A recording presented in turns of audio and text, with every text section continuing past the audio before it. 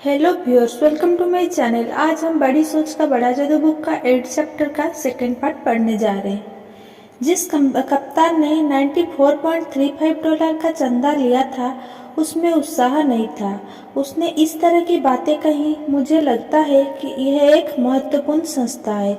मेरा इससे कभी सीधा सरोकार नहीं रहा है। यह एक बड़ा संगठन है और यह अमीर लोगों से काफ़ी चंदा लेता है। इसीलिए मुझे नहीं लगता कि आपके योगदान से कोई खास फर्क पड़ने वाला है।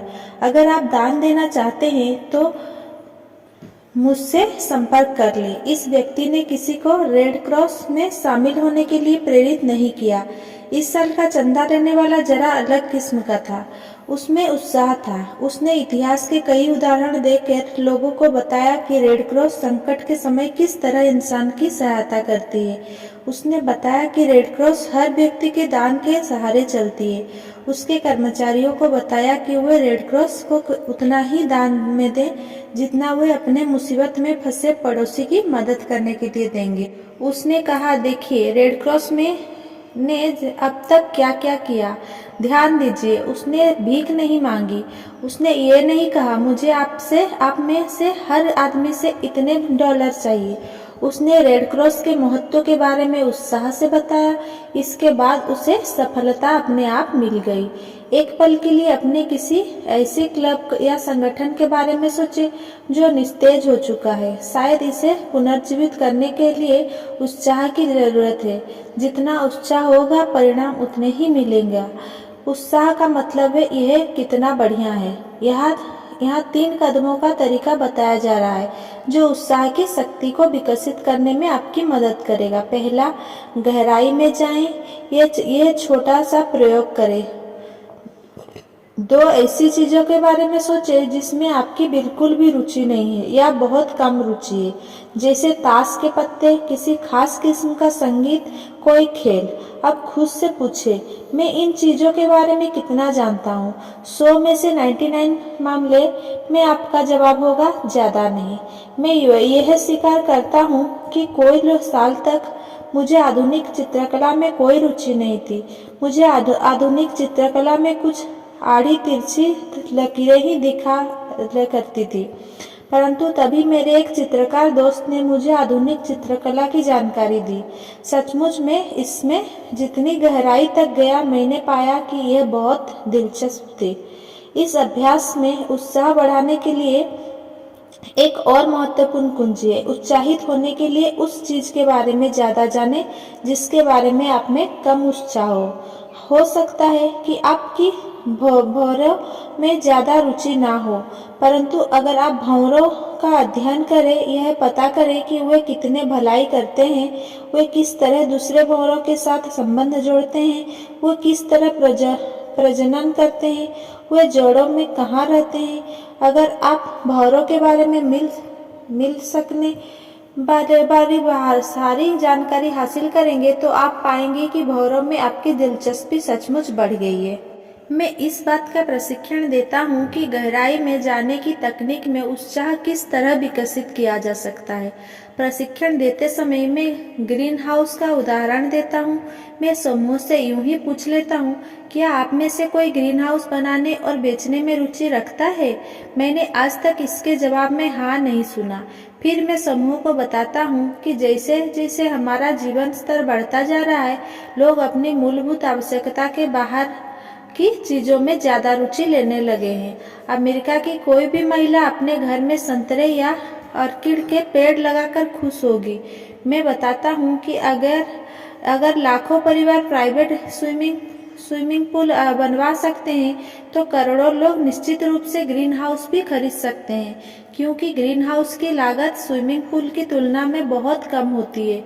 मैं उन्हें बताता हूँ कि अगर आप 50 में से एक परिवार को भी $600 का ग्रीन हाउस बेच सकते हैं तो आपका $600 मिलियन का ग्रीन हाउस का बिजनेस खड़ा हो जाएगा।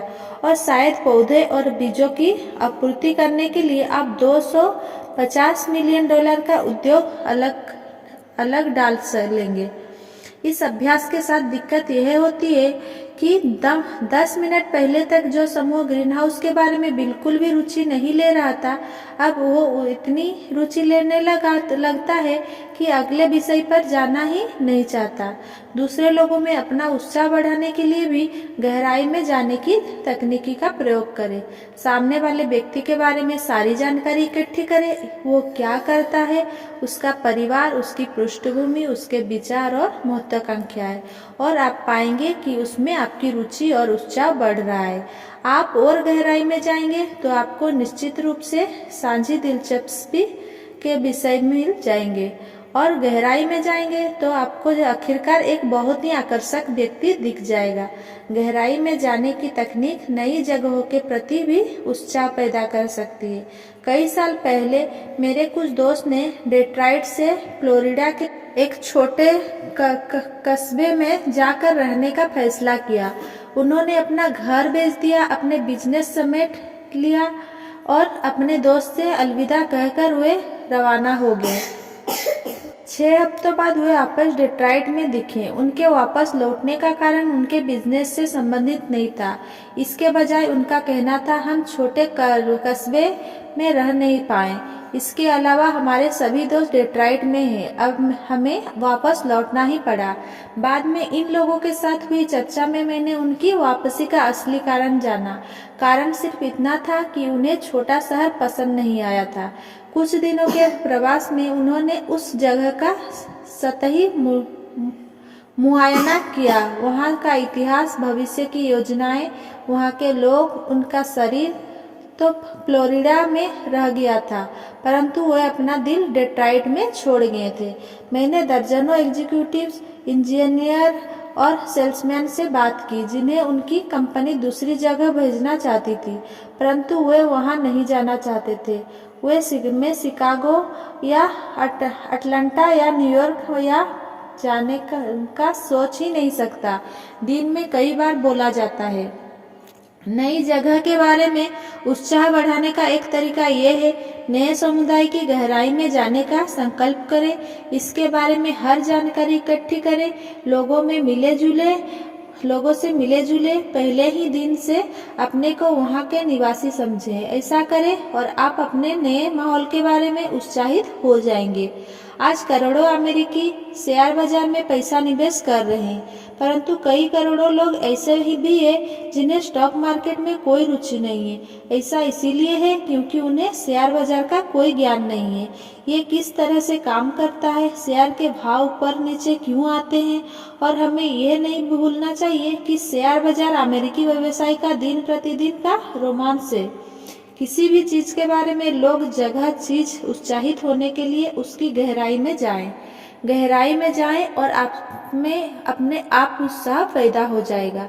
अगली बार जब भी आप कोई ऐसा काम करें जो आप ना करना चाहते हो तो इस सिद्धांत का प्रयोग करें। अगली बार जब आप किसी काम से बोर हो रहे हो तो इस सिद्धांत का प्रयोग करें, गहराई में जाएं और आपकी रुचि अपने आप जाग जाएगी। दूसरा, हर काम दिल से करें। उत्साह की कमी आपके हर काम में दिखती है, आपकी हर बात में प्रकट होती है। दिल से हाथ मिलाएं। जब आप हाथ मिलाएं तो जरा कसकर मिलाएं। अपने हाथ को ये कहने दें, मुझे आपसे मिलकर खुशी हुई, मैं आपसे दोबारा मिलकर खुश हुआ। कमजोर चूहे की तरह हाथ मिलाने से तो अच्छा है कि हाथ ही ना मिलाया जाए। इससे लोग यह सोचते हैं यह व्यक्ति जिंदा नहीं बल्कि मुर्दा है, तभी मुर्दों की तरह हाथ मिला रहा है। ये देखने की कोशिश करें कि क्या कोई सफल व्यक्ति चूहे की तरह हाथ मिलाता है। आप कोशिश ही करते रह जाएंगे और ऐसा लंबे समय तक देख नहीं पाएंगे। दिल से मुस्कुराए, अपनी आंखों से मुस्कुराए। कोई भी नकली चिपकी हुई रबर जैसी मुस्कान पसंद नहीं करता। जब मुस्कुराएं तो दिखना चाहिए कि आप मुस्कुरा रहे हैं।